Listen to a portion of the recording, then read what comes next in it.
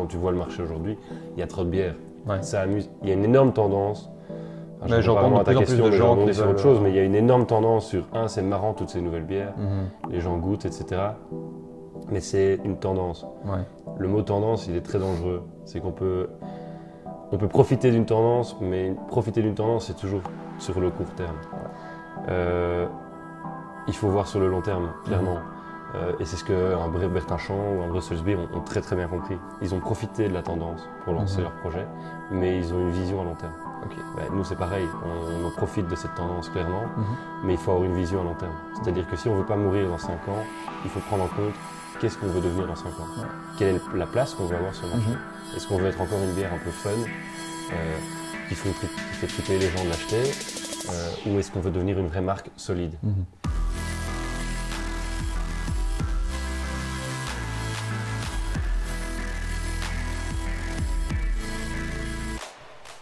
C'est parti. Déjà, Laurent, merci d'avoir accepté mon invitation. Avec plaisir. Je t'ai invité parce que tu as cofondé la Brasserie Lyon. Bon, en général, je demande aux invités de présenter ce qu'ils font et de présenter leur entreprise, mais bon, ici c'est une brasserie, donc les gens en général comprennent ce que c'est, mais est-ce que tu peux quand même présenter ton entreprise, dire depuis quand ça existe et ce que vous faites? Oui.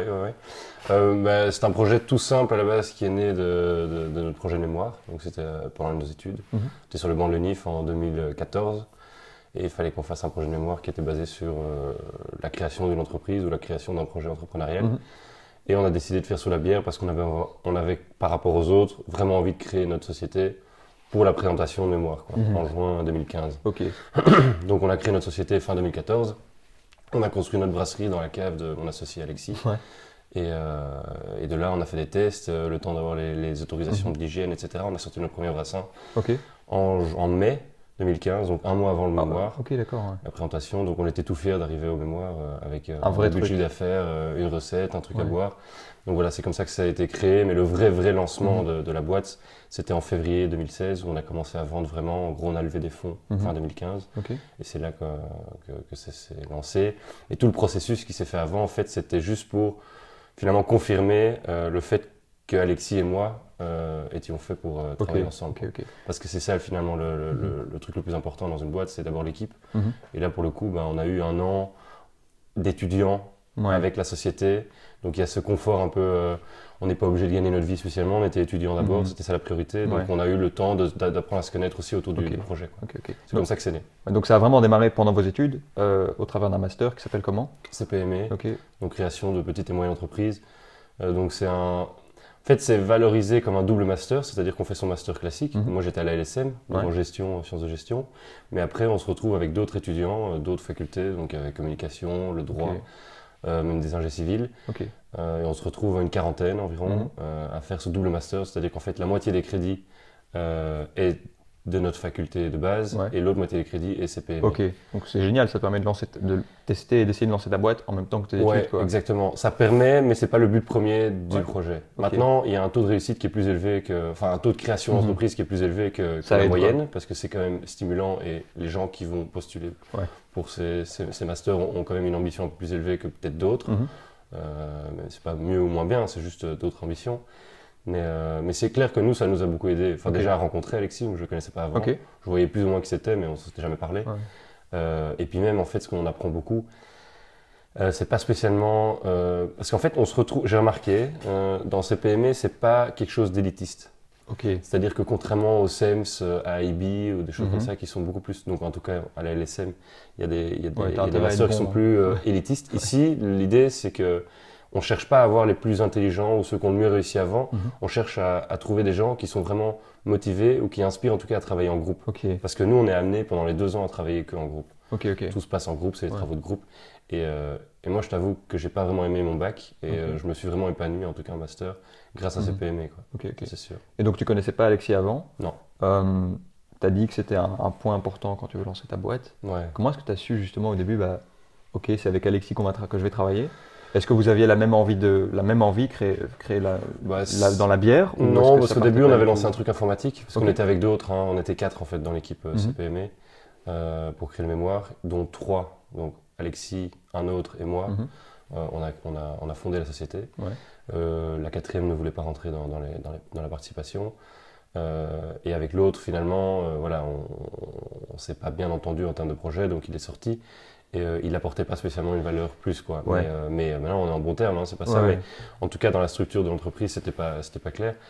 Mais bon, tout ça pour en revenir sur le fait que, oui, je le connaissais pas avant, ça s'est créé avec les études, mais clairement, si on n'avait pas eu le luxe pendant un an de travailler ensemble comme ça, un peu en bricolant, en s'amusant, etc., on n'aurait peut-être pas fondé ça directement ensemble. C'est le luxe d'avoir fait ces PME qui nous a permis de finir ensemble dans le projet. Maintenant, l'autre truc, c'est que pour parler de moi, moi j'ai lancé plusieurs trucs avant, qui n'ont pas vraiment marché, c'était des applications, c'était du service. C'était pas vraiment mon trip, j'avais vraiment envie de lancer un produit. Donc après, on avait... Enfin là je me mélange, mais pour être plus clair, on a commencé avec un truc informatique. Ça, on a vite réalisé après 2-3 mois que pour un projet de mémoire, si on veut se lancer là-dedans, il faut des ressources financières énormes, il faut de la ressource humaine énorme. Donc on s'est dit, ok, si c'est juste pour faire le malin à la fin de l'année avec un mémoire qui claque parce que c'est innovant, on préfère pas. Donc on s'est basé sur la bière. Alexis fait de la bière depuis qu'il a 16 ans. Moi j'ai toujours rêvé de lancer un produit. Donc on s'est finalement très bien entendu là-dessus. Et on a été égaux. Mais c'est sûr qu'on a eu... la vraie chance que j'ai eue aussi, c'est d'avoir rencontré Alexis qui lui connaissait vraiment, c'est un gros autodidacte. Il apprend tout lui-même. Et la bière, il sait la faire depuis qu'il a 16 ans. Il fait ça dans sa maison avec des casseroles. Il a pété les casseroles de sa mère. Enfin voilà, il a appris comme ça. Il le faisait déjà avant, quoi. Il le faisait déjà avant. Donc contrairement à beaucoup de brasseurs aujourd'hui, qui brassent à façon. Donc aujourd'hui, nous, on ne brasse pas encore nous-mêmes les grosses quantités, tout ce que tu trouves en magasin, etc. On fait brasser ailleurs. On inspire évidemment à avoir notre brasserie. Mais contrairement à d'autres, on a quand même la connaissance. On a quand même la chance d'avoir Alexis qui n'a pas fait d'études de brasseur, mais qui s'y connaît. Enfin, je dois avouer, je pense qu'il s'y connaît bien plus que certaines personnes qui ont carrément étudié la brasserie. Donc vous étiez bien complémentaires en fait. Lui vient d'un autre domaine d'études ou rien à voir, Non, il a fait un jet de gestion, je fais sciences de gestion, donc juste pas eu le cours de physique et chimie en même temps, mais non, on a fait plus ou moins la même chose. Maintenant, on est complémentaires quand même dans les personnalités. On a deux caractères complètement différents. Ce qui est bien. Ce qui est très bien. Lui arrive à me supporter, moi j'arrive à le comprendre. Donc on a vraiment deux caractères opposés. Donc pendant ces PME, vous avez blindé pivoter en fait. Ils vous permettent vraiment de... Oui, mais tu dois pas avoir ton idée de base. Parce que la première année, en fait, on apprend à se connaître et on fait des projets. Et puis la deuxième année, on doit, pendant le deuxième quadri de la première année, on doit déposer la team avec laquelle on inspire faire le mémoire ensemble. Donc ils nous laissent la liberté de choisir. Maintenant, il y a des critères, c'est-à-dire que tout la LSM, on ne peut pas faire des trucs avec 3 personnes de la même faculté. Je vois. C'est le seul critère on doit avoir d'autres gens de d'autres facultés. C'est le seul critère qu'on doit respecter. Mais avec Alexis, ça s'est fait un peu naturellement parce que voilà, on s'entendait bien, on avait plus ou moins les mêmes ambitions aussi. Donc voilà. La vraie ambition qu'on avait en tout cas en commun au début, c'était qu'on voulait créer notre société directement après les études. Je n'avais pas envie d'aller travailler dans Donc c'est un truc que toi, tu as toujours voulu faire, lancer ta boîte? C'est quelque chose qui était là, c'est un truc que j'ai... En fait, sans le remarquer, je faisais déjà de l'entrepreneuriat avant. Voilà, je faisais un peu, c'est bête, DJ, mais je faisais surtout de la sonorisation d'événements. Donc j'achetais du matériel, je le louais, j'allais le monter, démonter. Mais il y avait déjà une relation commerciale avec des gens. Même si c'était pas très officiel, mais c'est comme ça que j'apprends et que finalement j'aimais bien aussi. J'ai beaucoup fait d'organisation d'événements. J'ai pas mal aussi pris le leadership dans certains groupes d'organisation parce que j'aimais ça, pas par ambition personnelle, mais parce que voilà, je me sentais confortable en tout cas d'avoir ces responsabilités-là. Donc voilà, au fur et à mesure, c'était naturel que je me lance dans un truc. Et si j'avais pas lancé directement, je l'aurais fait après d'office. Même si, admettons, tu n'aurais pas fait CPME, tu te serais lancé Peut-être pas. CPME, je l'aurais peut-être fait alors après. Mais c'est sûr que CPME, ça m'a permis de... Parce qu'en fait, le vrai avantage de CPME, c'est qu'on a des cours, mais on a des cours aussi avec des intervenants externes. Ce qui permet en fait d'avoir une bonne mise en bouche de ce que ça va être. Tant dans l'échec que dans la réussite. On a rencontré des mecs qui ont tout perdu. C'est vrai. Puis qui sont relevés. On a rencontré des mecs réalistes. Parce que quand on crée une boîte, tout le monde pense à Facebook, on va faire des milliards. On a rencontré des mecs qui, non, ils triment et ils sont heureux parce qu'ils créent de l'emploi, mais c'est pour ça qu'ils vivent eux sur un. C'est un peu démystifier le truc et ça vous a permis de voir ce que c'était vraiment. Ça enlève tous les stéréotypes qu'on peut avoir avant de lancer sa boîte, c'est sûr. Parce que la réalité sur le terrain, elle n'est pas du tout la même que ce qu'on peut nous vendre. C'est sûr, quand on va voir une conférence d'un mec qui a cartonné, c'est sûr que c'est plus inspirant que d'aller voir quelqu'un qui a échoué. C'est ça, quoi. Mais, inspirant en termes positifs du terme, mais c'est beaucoup plus inspirant réellement d'aller voir quelqu'un qui a raté et qui s'est relevé. Et tu en apprends beaucoup plus aussi. Mais beaucoup plus, parce que c'est vrai, il y a plus d'échecs que de réussites. Clairement. Mais comme on dit toujours, c'était un des intervenants qui nous avait dit, il a dit essayez d'échouer le mieux possible. Mais c'est la méthode, enfin j'imagine que évidemment tu connais ça, mais c'est la méthode Lean, quoi. Tu as ton produit, tu le testes, tu échoues, tu le reconstruis et tu prends le feedback à chaque fois. Oui, mais il n'y a pas juste le produit, c'est aussi il y a des entreprises qui ont une croissance incroyable au début, et puis après un an, ça s'écroule parce qu'ils n'ont pas prévu ça, ou parce que l'innovation a fait que, ou parce qu'ils sont déjà has-been, ou parce qu'il y a une concurrence énorme. Mais c'est sûr que si on échoue, il faut échouer le mieux possible, parce qu'on apprend de l'échec. Toi, ta vision, elle a énormément changé pendant ces 2 années. C'est quoi la vision que tu avais en entrepreneuriat, le plus gros point qui a changé dans Non, ça n'a pas tellement changé. Je suis devenu plus réaliste. On est devenu plus réaliste. Parce qu'on a rencontré des vrais gens du terrain. On n'a pas vu des TEDx ou des trucs. C'est beaucoup plus inspirant. C'est très bon d'aller voir des conférences TEDx, etc. Ça permet aussi d'un peu réfléchir mieux sur certaines choses, mais que ce soit dans la vie ou dans l'expérience professionnelle. Mais d'aller voir des mecs, des types qu'on n'entend pas parler, qui ont fait leur petite boîte avec 10-15 employés, qui réussissent ou qui font... c'est vrai, quoi. Et qui valorisent en fait leur projet autour d'autres domaines. C'est-à-dire qu'il y en a, souvent on parle un peu argent, on parle réussite, on parle croissance. Moi j'ai vu les entrepreneurs qui me parlent de la passion de ce qu'ils font, de la fierté d'avoir embauché des gens, de la fierté de faire vivre des familles. C'est des valeurs qui sont moins communiquées, on entend moins ça. Mais ça c'est inspirant, de voir des mecs qui sont fiers d'avoir embauché 15 personnes et de savoir dire je nourris 15 familles. Ça c'est la vraie fierté de certains types, quoi. Ça te met aussi un poids sur les épaules quelque part. C'est sûr, nous pour notre expérience personnelle, on a embauché en juin notre premier employé, c'est sûr que ça a une responsabilité, quoi. C'est certain. On n'a pas osé faire le pas. On a vu des coachs, etc., donc, qui nous ont poussé à le faire, on l'a fait. On aurait peut-être dû le faire un peu avant, mais on a vu directement notre chiffre d'affaires augmenter. Mais de l'autre côté, oui, c'est une responsabilité parce que les mois où ça va moins bien, on sait le payer, mais nous, on prend sur nous, quoi. Voilà. Mais comme je te disais, moi j'ai pas eu d'expérience en grande entreprise, donc il y a beaucoup de choses en fait qu'on doit faire nous-mêmes, qu'on apprend nous-mêmes et qu'on n'a pas l'habitude d'avoir pris comme décision, par exemple, des choses qu'on n'a pas eu l'habitude de prendre comme décision. Ici, on est face à la situation à chaque fois. C'est ça. Et donc c'est à chaque fois faire un grand pas, quoi. C'est nouveau. Et donc embaucher quelqu'un, c'est nouveau. Même avoir une relation client, c'est nouveau pour nous. Aller voir des gros clients comme Carrefour, Deleuze en Belgique, ou Colruyt, ou voir de l'export, pour nous, c'est à chaque fois des trucs nouveaux. Quoi. Tu dois blinder, sortir de ta zone de confort et t'apprends blinder, quoi. T'apprends, mais t'apprends direct, quoi. Sur le terrain, quoi. T'es tout de suite dans le terrain. Ça t'a pas fait peur, tout ça, au début, de te dire mais j'ai jamais fait ça, j'ai pas les compétences Non, parce que ça t'a pas bloqué. Le vrai avantage, c'est que pendant un an, on était étudiant, et pendant encore 6 mois, on a un peu réfléchi. Donc je te dis, on avait ce luxe du temps et donc on avait cette non-pression de croissance ou de financement. On était là en train de s'amuser dans notre cave et on faisait nos bières et on les vendait un peu autour de nous, dans nos familles, etc. Donc on n'avait pas cette pression au début, ce qui nous a permis aussi à se préparer en fait à cette vie, à cette vie nouvelle. Je ne dis pas que c'est une vie à part, mais en tout cas, un peu, à ce côté d'indépendant, c'est sûr. Ce côté indépendant.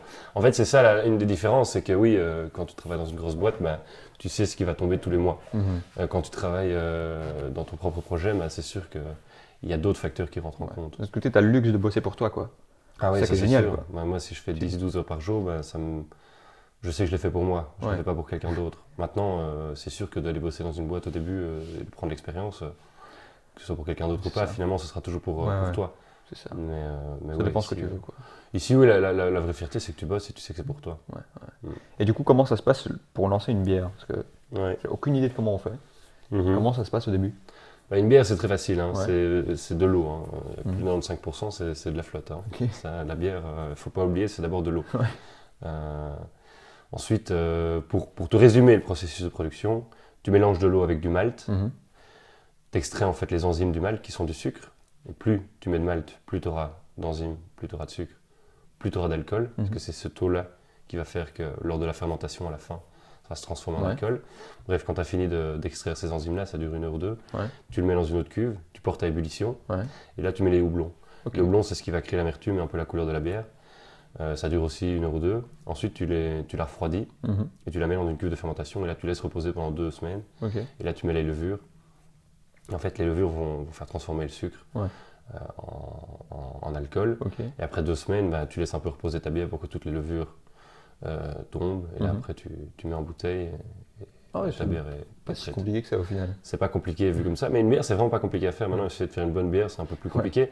Mais ce qui est plus compliqué dans la bière, c'est pas de faire la bière. Ce qui est plus compliqué dans le marché de la bière, c'est de faire une marque. Et ça, beaucoup de gens ont tendance un peu à l'oublier dans la bière, parce qu'il y a beaucoup de gens qui sont passionnés, donc ils font la bière, mais il y a très peu de gens qui savent vendre de la bière. C'est 2 métiers différents. Faire la bière et vendre la bière, c'est 2 compétences différentes. Pas 2 métiers différents, mais en tout cas, c'est 2 compétences différentes. 2 choses à faire différentes. Ouais, c'est intéressant, ça rejoint ce que je suis en train de lire un bouquin qui s'appelle Traction, et il dit quand tu lances ta boîte, tu dois être concentré à 50% sur ton produit et 50% sur la distribution. C'est ce que tu dis en fait. Ouais. Mais nous, même nous, on se remet en question. Est-ce qu'on est vraiment des vendeurs de bière ou est-ce qu'on est des producteurs de bière? Pour l'instant, on fait les deux évidemment. Mais on réfléchit doucement à peut-être trouver un distributeur ou à trouver quelqu'un qui nous représente. À l'étranger, c'est comme ça qu'on fonctionne. Je ne suis pas au Japon en train de vendre de la bière. Non, on a des importateurs, donc des types qui sont là pour nous, mais eux font ce métier-là, c'est leur métier, c'est de distribuer la bière, c'est de la vendre. Bon, maintenant, ça nous appartient aussi, c'est la marque. Donc, si un jour il y a un marché potentiel qui se développe vraiment bien, ça vaut peut-être le coup d'aller faire un bureau là-bas. Mais c'est sûr qu'il faut bien prendre en compte les métiers différents qu'il y a dans la bière. Parce que faire sa bière, c'est toujours gratifiant et c'est facile. Maintenant, la vendre, oui, autour de soi, oui. Mais il y a très peu de gens qui gagnent leur vie avec la bière. Il y a des success stories incroyables qu'on connaît tous, Brussels Beer, Bertinchamp, pour pas les citer. Mais sinon, il y a beaucoup de, il y a des bières partout, ça se crée partout. Maintenant, en vivre, c'est différent. Pour moi, la bière, il faut être à plein temps pour oui, mais d'office, quand on lance la boîte. Il y a plein de gens qui ont lancé des bières en faisant ça un peu de côté. Bon, ça a marché, je prends l'exemple de Ginette. Ils ont réussi à revendre à Interbrew, mais ils n'ont jamais gagné leur vie pendant les 8 ans. C'était quoi, 7-8 ans d'activité. Ils faisaient ça par hobby, quoi. C'était leur loisir. Mais ils ne gagnaient pas leur vie là-dedans.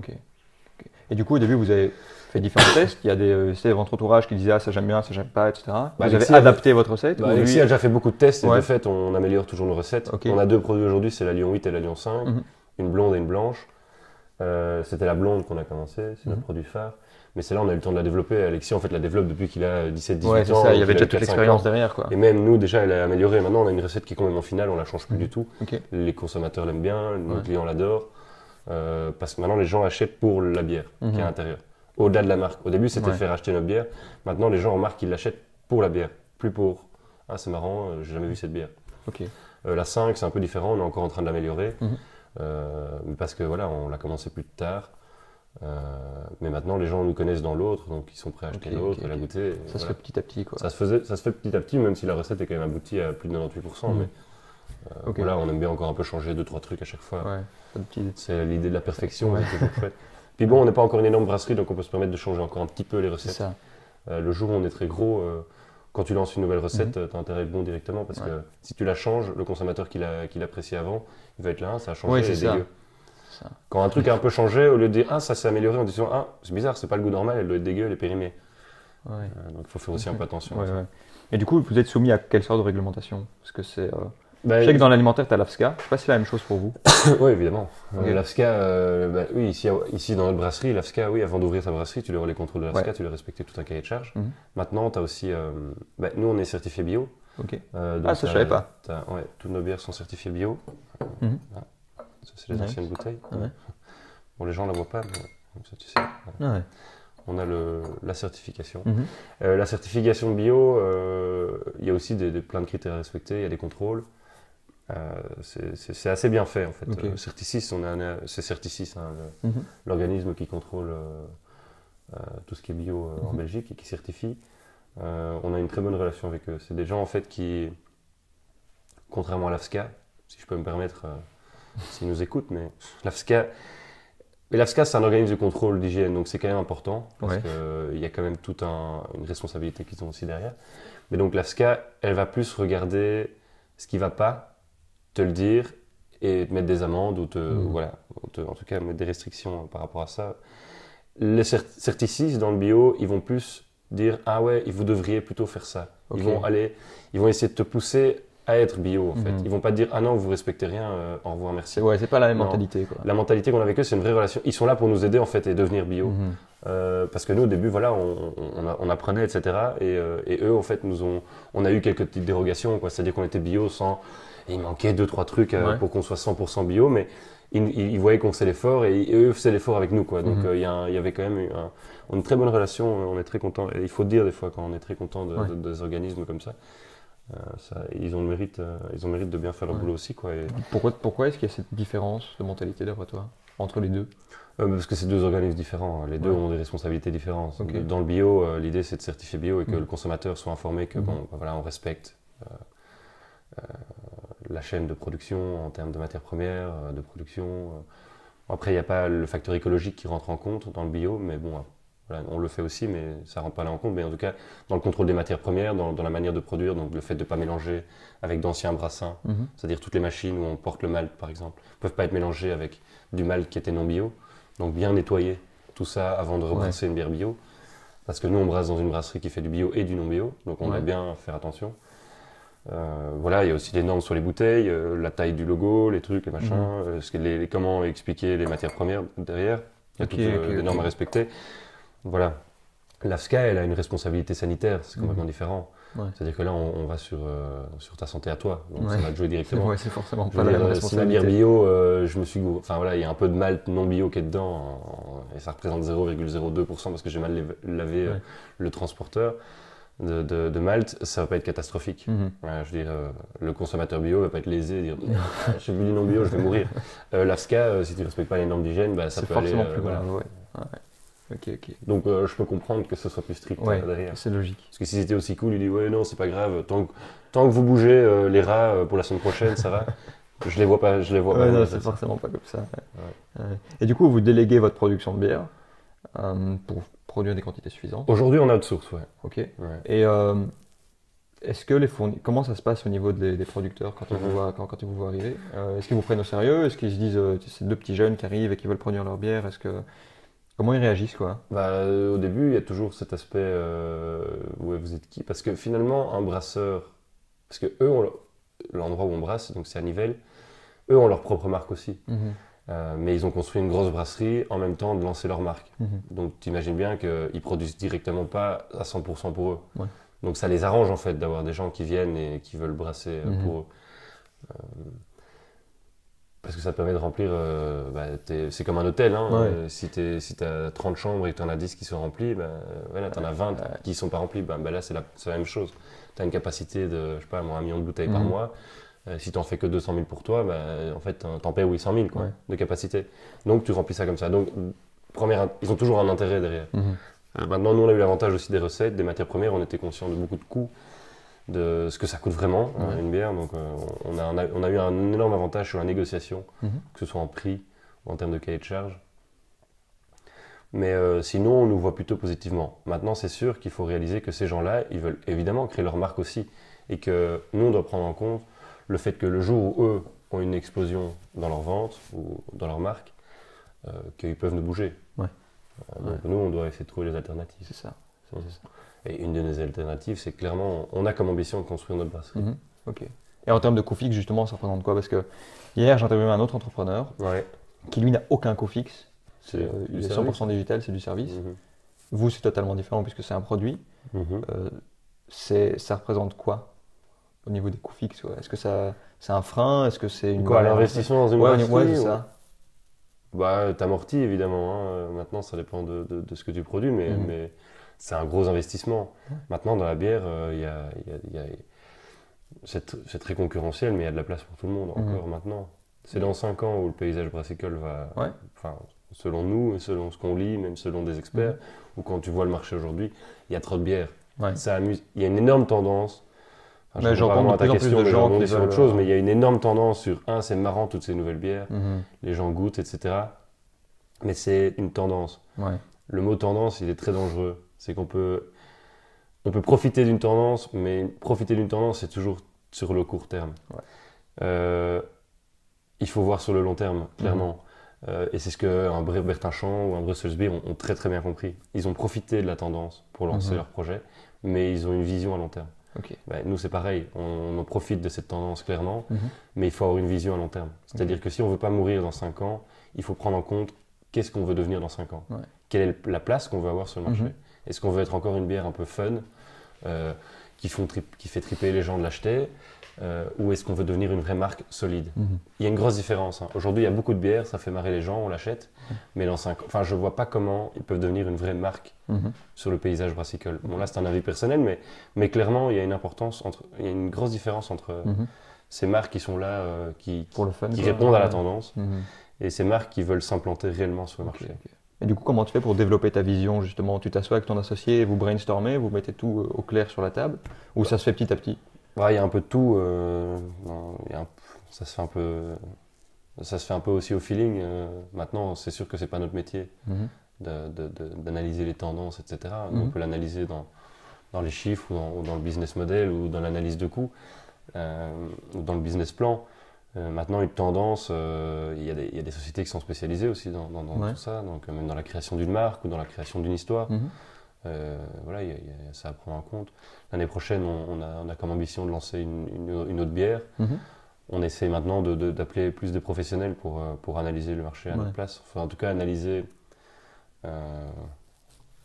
la tendance qui fait qu'on pourra rester sur le long terme. Vous avez fait appel à une agence pour développer votre marque, développer le design? Pas aujourd'hui, non. Tout ça, c'est nous. Ça, c'est nous. Maintenant, les nouveaux projets qu'on est en train d'élaborer, là, on fait appel à des pros. Okay. Donc, vous aviez des notions en design ou vous avez délégué à un pote? Là, on a des notions en design, mais on a fait appel d'abord à des écoles de design, en fait. Okay. On n'avait pas d'argent au début, donc on a proposé un prix de 500 €. On a demandé à 2 écoles de design un concours. On a eu 9 candidats, dont 7 qui nous ont envoyé des designs. Et là-dedans, on en a sélectionné un. Ça ressemblait à ça au début. Ok. Ah oui, ça a bien changé. Tu vois que ça ressemble pas du tout. Il y avait trop d'infos sur celle-là. Donc en fait, on a récupéré ce qu'on aimait bien, c'était le lion. On a enlevé tout le bazar qu'il y avait autour et on a ressorti le lion à fond, quoi. Ok. Pour résumer. Mais donc ça, c'est quand même nous qui l'avons fait, mais ça part de là. Donc la création, c'est pas nous. C'est ça. Mais aujourd'hui, on fait appel à une vraie boîte de design, par exemple, pour nos prochains projets. Ok. Tu as parlé d'exportation, genre par exemple le Japon. Le Japon, c'est pas la Belgique.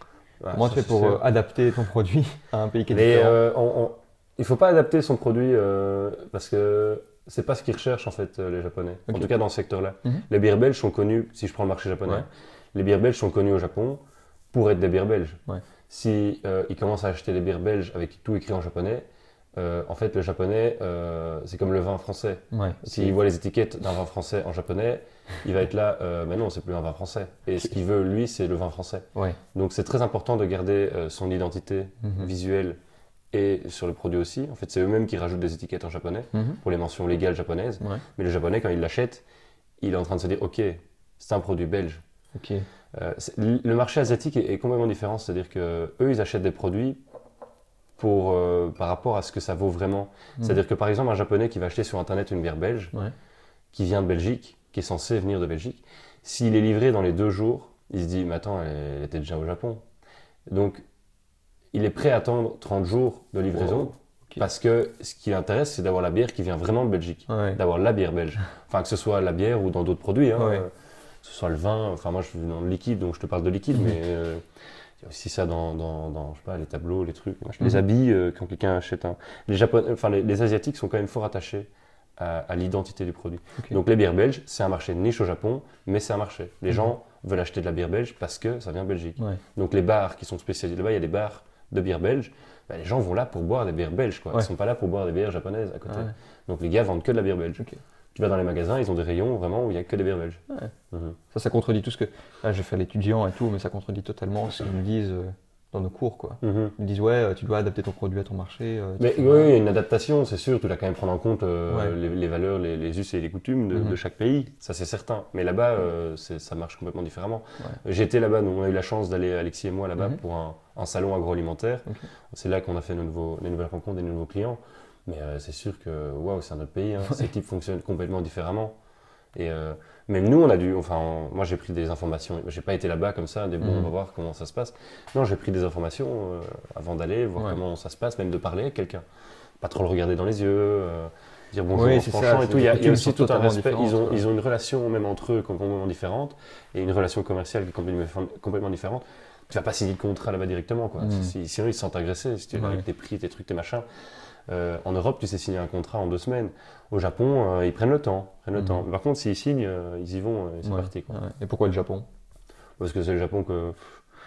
le Japon, c'est un pays qui vit à l'occidental, mais avec la culture asiatique. Mais ils ont un gros pouvoir d'achat. Okay. Et ils sont, si je dois caricaturer, ils sont mieux éduqués que les autres pays asiatiques. C'est-à-dire, quand je dis éduqués, ça ne veut pas dire qu'ils sont plus intelligents. Ça veut dire qu'ils ont une manière de consommer qui est beaucoup plus à l'occidental. C'est-à-dire qu'ils font beaucoup plus attention à certains critères comme le bio.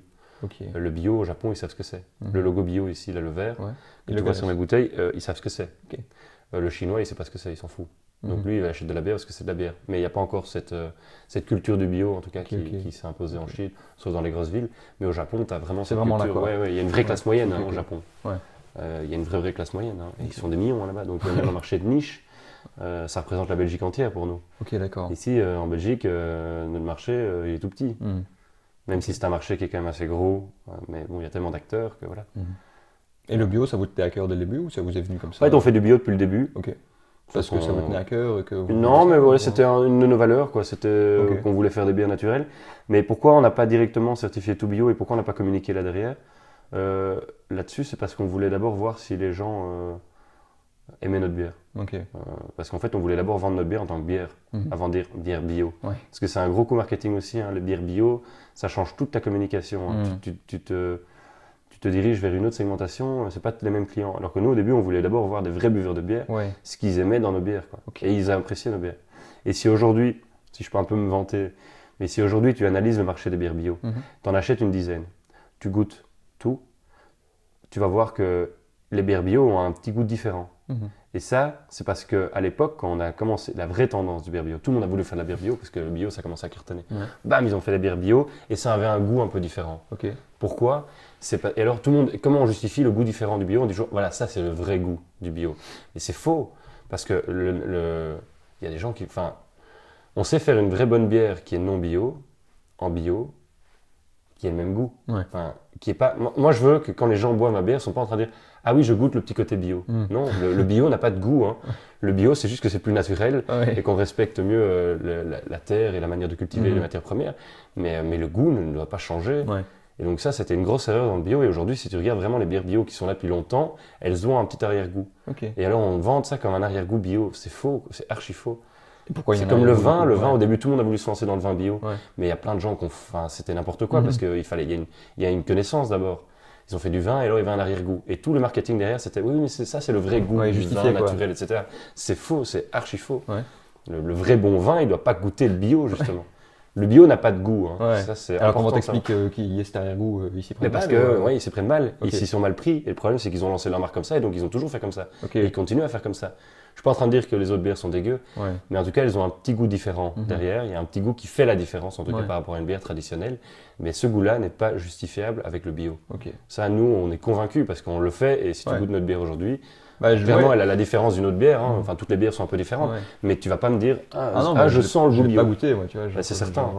Et en plus, je pense que ça vaut peut-être même mieux de même pas communiquer dessus parce que quand tu achètes ta bière, tu la bois, tu es habitué, puis en plus de ça, tu te rends compte qu'elle est bio. Tu gagnes blindé de points derrière, quoi. Oui, mais alors ça, c'est... Ouais, je vois ce que tu veux dire, mais en tout cas, en termes... moi, j'ai des distributeurs bio, si j'ai pas le logo, ils me mettent dehors, donc je dois communiquer là-dessus. Oui, non, mais je veux dire, le logo, nous, nos ambitions avec nos bières, c'est que on veut être dans tous les magasins, et ça, j'ai un gros problème avec le secteur bio, parce que le secteur bio, il veut se spécialiser dans le bio, et il veut avoir uniquement des produits qu'on trouve chez eux. Moi, je suis pas d'accord.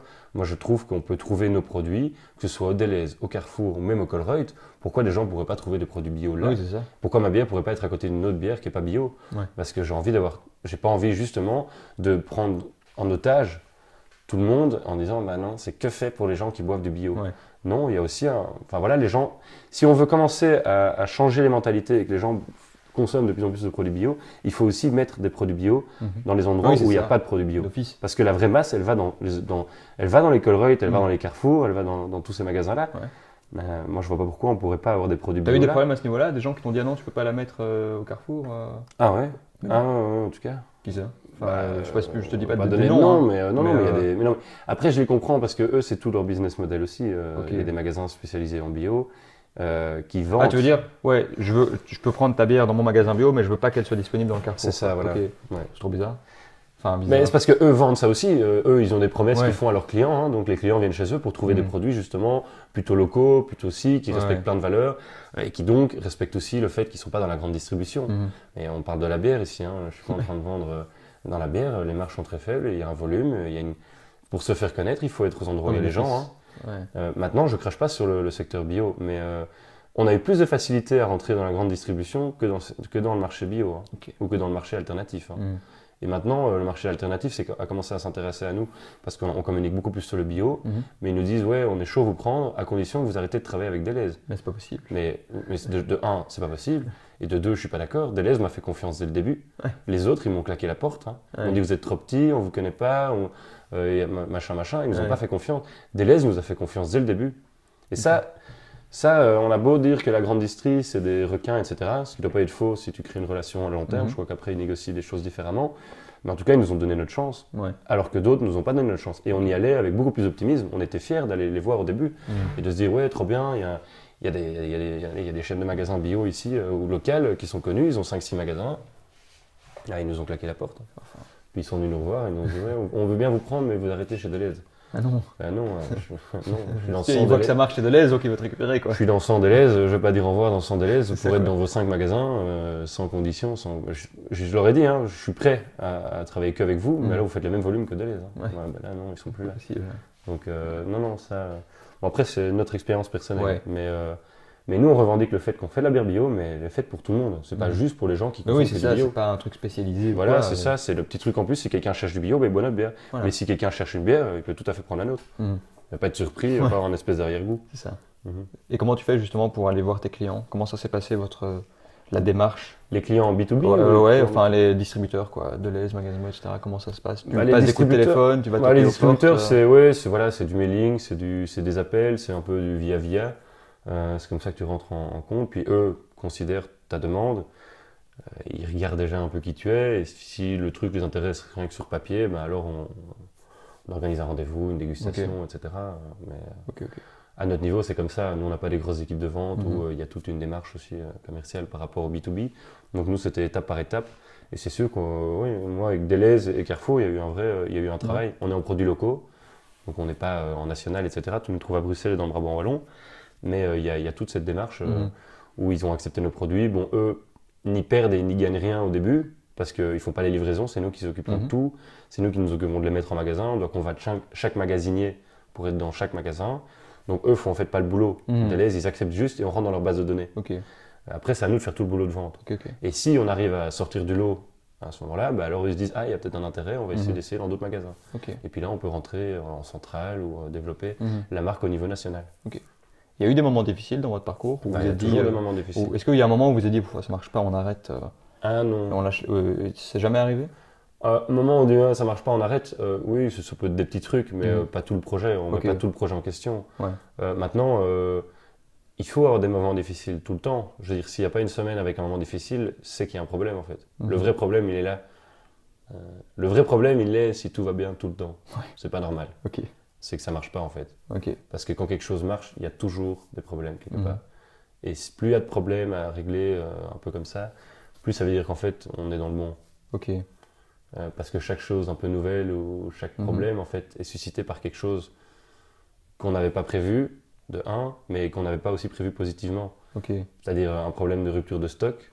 J'avais pas ça, merde, on doit se remettre en question. Non, c'est des problèmes à résoudre. Mais c'est des vrais problèmes. C'est des vrais problèmes.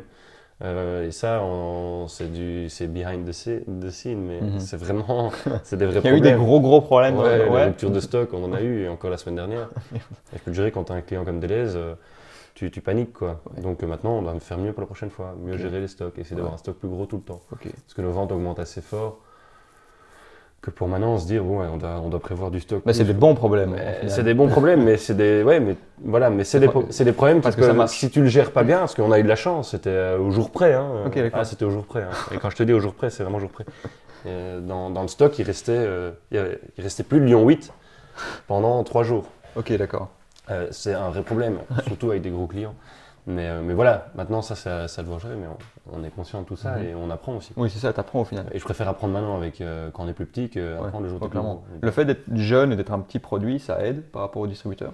Ils se disent, ah bah tiens, c'est des petits jeunes. Au début, on a joué cette carte-là. Maintenant, on joue moins cette carte-là. Dès qu'on sent l'opportunité de jouer la carte de la jeunesse, on le fait. Mais ouais, c'est sûr que la jeunesse, ça a son impact. Au début, on n'a fait que ça. On faisait les innocents, petits jeunes, oui, voilà, on est jeunes, on est sympa, on sort des études. Ça marche. Hein. C'est vendeur. Ouais. C'est pas une excuse pour pas entreprendre, quoi. Dire je suis trop jeune. Non, en tout cas pas. Non, mais on peut ne pas être pris au sérieux dans certains domaines, mais alors il faut sortir. Enfin, c'est parce qu'on est en train de parler à des vieux enfin des vieux, à une mentalité plus âgée, parce qu'il y a des vieux qui sont très jeunes dans leur tête, ça, il n'y a rien à dire. On a des coachs qui sont très très jeunes dans leur tête, qui nous font avancer, mais maintenant il y a aussi des jeunes qui pensent de manière très ancienne. Et c'est un peu la mentalité aussi des grosses boîtes, toute la hiérarchisation, il y a le respect où il faut d'abord faire ses preuves dans un domaine avant d'être respecté. Avant d'être respectable. Ouais, c'est ça. Avant d'être respectable, il faut faire ses preuves pendant 10 ans. Bah non, pourquoi? Il y a des gens qui font mieux leur boulot après 1 an que des gens qui sont là depuis 15 ans.